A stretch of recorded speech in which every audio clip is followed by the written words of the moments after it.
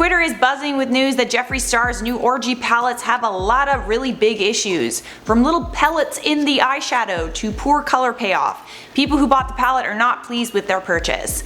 I got the tea and I'm gonna spill it here for you on IO. What's gravy, y'all? I'm Charlotte, this is InformOverload, serving you spicy trending news updates since 2015. Subscribe and turn on the bell and follow us on social media so we can connect outside of YouTube. Alright, let's get into today's tea. Jeffree Star has been trending like crazy over the last week, not just because he's got a new man, but more likely because he's trying to start a stir over a new product launch, the highly controversial Orgy palette.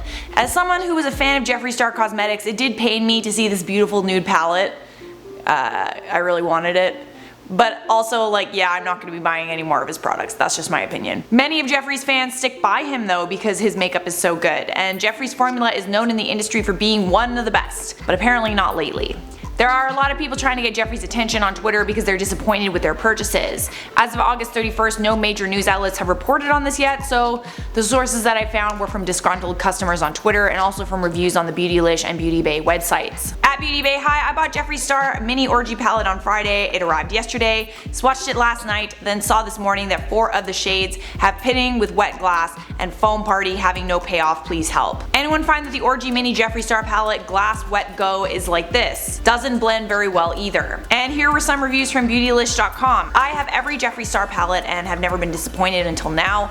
This one's very underwhelming, below average color payoff, some barely have any pigment, and the texture is inconsistent and a couple of pans even feel gritty. Definitely the worst palette to date from this much loved brand. Huge disappointment, unfortunately. Disappointing at best, the colors do not blend at all with very little payoff. This one is for the trash. I love anything Jeffree Star, but do not waste your money unless you want to just look at the pretty colors. Glass, wet, and foam party have no color payoff.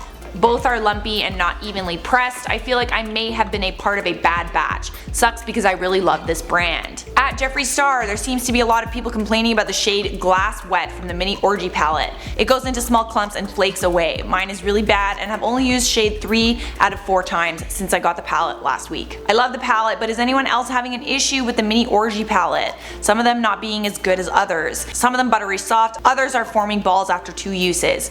And dude, it's so powdery, the main one.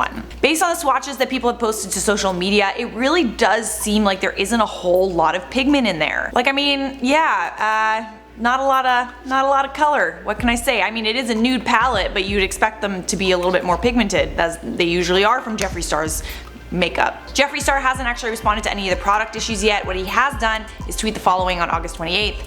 My lawyer has been really busy lately, whatever that means. Alright guys, tell me your thoughts on this one down in the comments. Did you buy the Orgy palette? Are you experiencing this? Let me know. For now, I'm gonna respond to some comments from my video. Nikki Tutorial says, Too Faced collab almost destroyed her career. Linda said, I sold my conspiracy palette. I liked it, but could not bring myself to use it after the whole mess. Would rather buy Nikki's palette.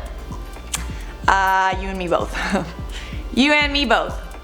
Luckily it was a company purchase.